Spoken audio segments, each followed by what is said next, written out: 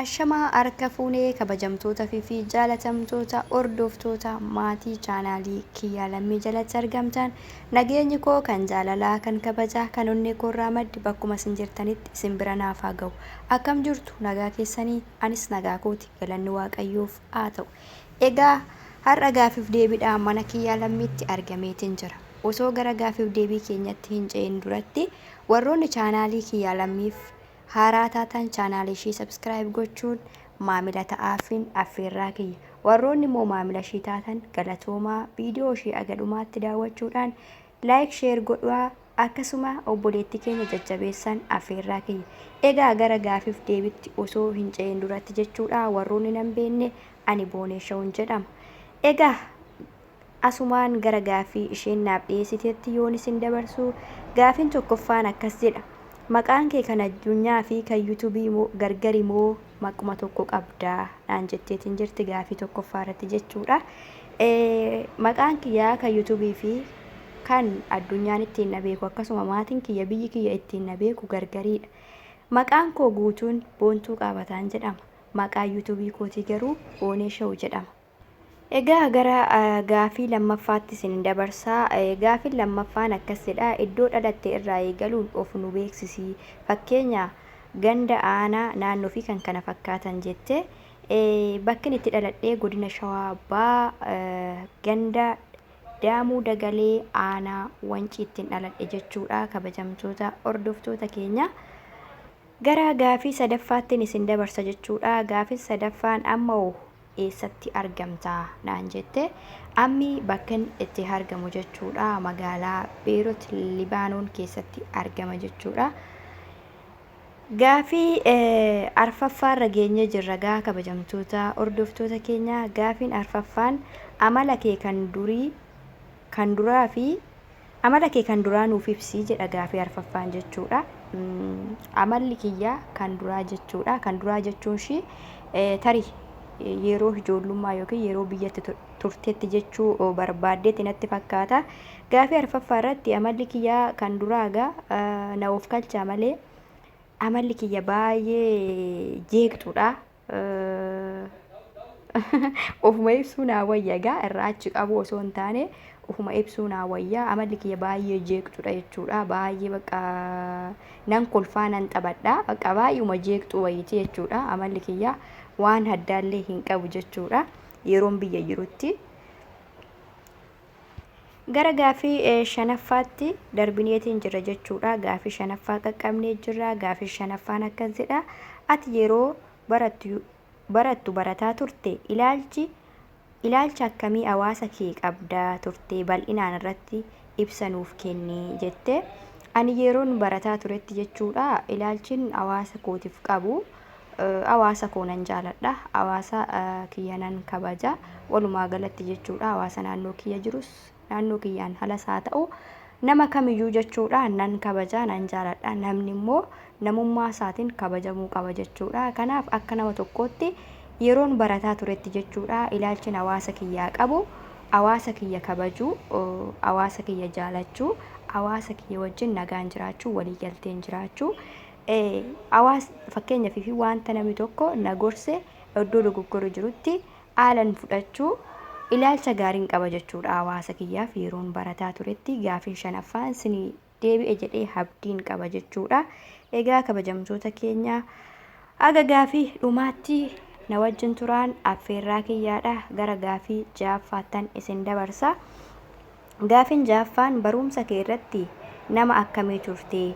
Ilaalchi ati barumsa keef qabdu maal fakkaata jette gaafii ja'affaa irratti jechuudha.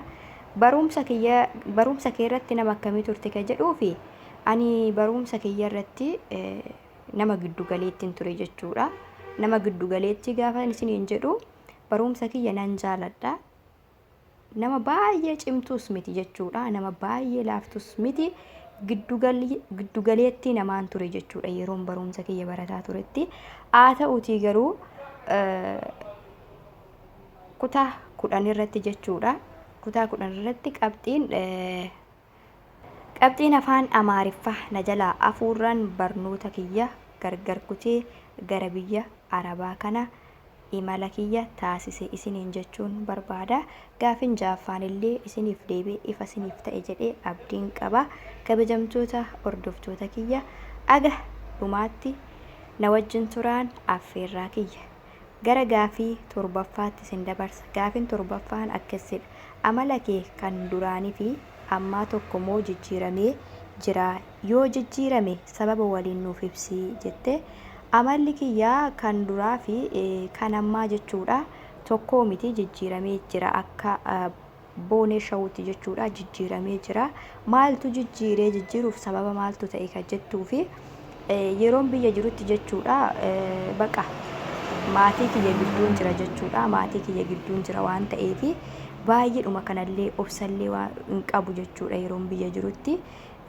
Baqa baay'ee tokko jeeqxuun ture jechuudha yeroon biyya jirutti.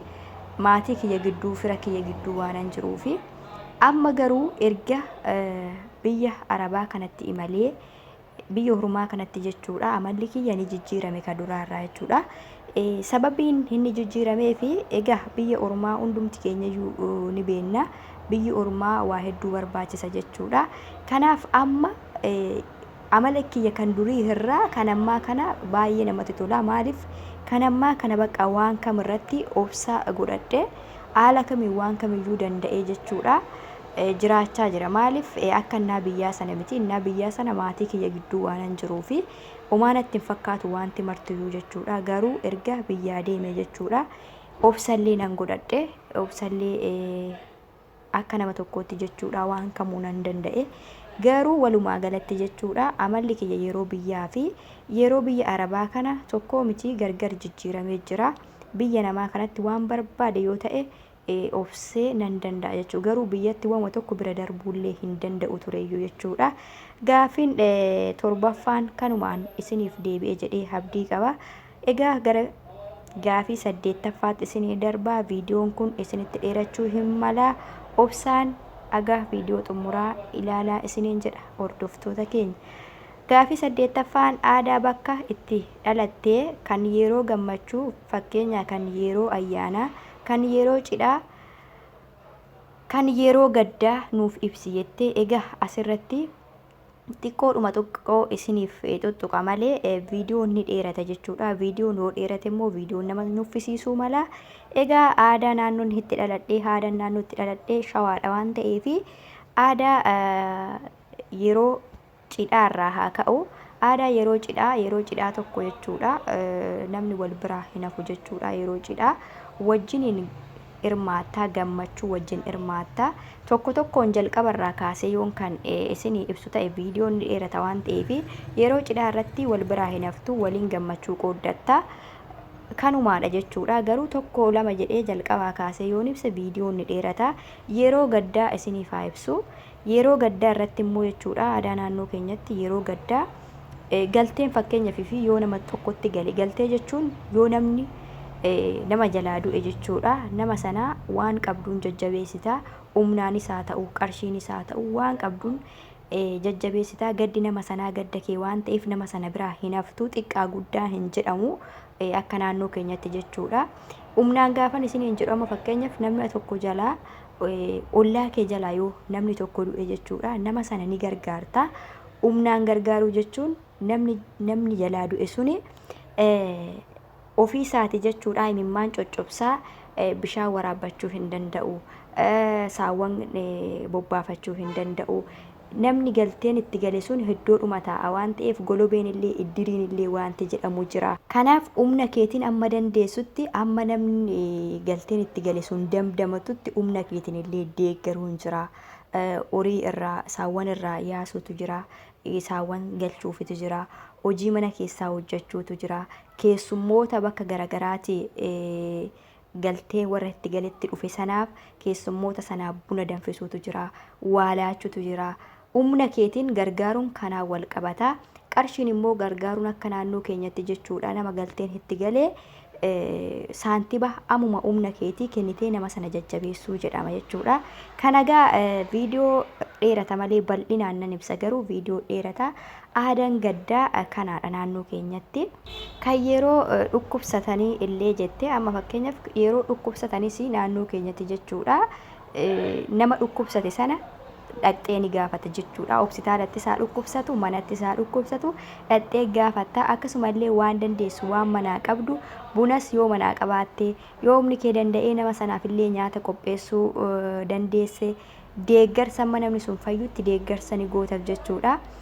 Namni dhukkubsate sun nyaatas ni barbaada waan ta'eef akkasumallee maallaqas ni barbaada waan ta'eef waanuma qabduun bira dhaabbattaa. Yoommoo hin qabaanne ta'es dirqamni hin jiru. Yoo hin qabaanne dhaqxeetuma amma namni suni bakka dhukkubsate bakka ciise sanaa ka'utti itti deddeebitee gaafachuudhaan jajjabeessuudhaan yoo nyaanni immoo fakkeenyaaf jiraate yoo qabaatte nyaata tokko gootee mana isaa deemtee gaafattaa bira teessaa. Kanumaadha aadaan naannoo keenyaa yeroo namni tokko dhukkubsateedha. Egaa kabajamtoota hordoftoota keenya aga gaafii dhumaatti anu wajjin turaan affeerraa kiyyaadha. Egaa gaafii salgaffaa xumurreetiin jirra. Gaafii kurnaffaa qaqqabnee jirra. Gaafiin kurnaffaanii gaafiin kun naaf hin galle waan ta'eefi maatiin kee hundee meeqa ka jettee naaf hin galle jechuudha. Maatiin kee hundee meeqa gaafii kurnaffaa kana biruman darba naaf hin galle ifanaa hin taane. 11ffaanii hundumti keessanuu in jirtu ka jettee maatiin keessan hundumti keessanuu ni jirtu ka jettee irratti gaafii ishii bal'inaan naa galuu baatullee gaafii 11ffaa irratti maatii koo keessaa hundumti keenya iyyuu ni jirra. Akka tasaa ta'e faazariin kiyyaa hin jiranii. Gaafiin kee baay'ee kurnaffaaf 11ffaan ifanaa ta'uu baatullee amma naaf gali tokko nam deebisa. Gaafii walumaa galatti gaafii 12ffaa tisin ceesisa. Ati meeqaffaa irratti dhalatteetti gaafii 12ffaa irratti jechuudha. Maatiin kee hundee meeqa kan jette irratti maatii koo waliigala isaa na gaafatte natti fakkaate kun ifanaaf hin taane. Yoo waliigala ta'uu baate nuyi maatii keenyaaf nama 4dha jechuudha. Nama 4 ana malee ijoollee 3tu jiru. Ana nama 4ffaadha jechuudha maatii keenya fi dubara 3 fi dhiira 1 qabna. Kanaafi 12ffaa irratti ati meeqaffaa irratti dhalatte ka jirtuuf an 2ffaa irratti dhaladhe jechuudha. Maatii koo keessaa 2ffaa irratti dhaladhe. Gaafii 13ffaatti sin dabarsaa. 13ffaan ati gaa'ela godhattee jirtaa naan jette. Asirratti ani gaa'ela godhadhee hin jiru jechuudha. Ammaaf gaa'ela godhadhee hin jiru. Gaafii 14ffaa ariifachaan jira viidiyoo waan dheeratee fi dhiifama naaf godhaa isiniin jedha. Gaafii 14ffaa yoo gaa'ela godhatte ijoollee meeqa qabda jettee kanarratti 13ffaa irratti deebisee gaa'ela hin godhanne waan ta'eef ijoollee hin qabu. Gaafiin 14ffaan isiniif deebi'e jedhee abdii qaba. Tolee kabajamtoota hordoftoota keenyaa gaafileen naaf qophaa'e aga gaafii tokko aga gaafii 14ffaa deebiseetiin jira. Dogoggora jiruuf na of galchaa. Kanaaf nagaa naaf tura. Aga viidiyoo biraatiin walitti deebinutti nagaa waaqayyoo si waliin haa ta'u. Kan isin wajjin ture ani Booneeshaw. Viidiyoo kana aga dhumaa daawwadhaa. Dogoggora jiruuf immoo na of galchaan isiniin jedha. Baay baay.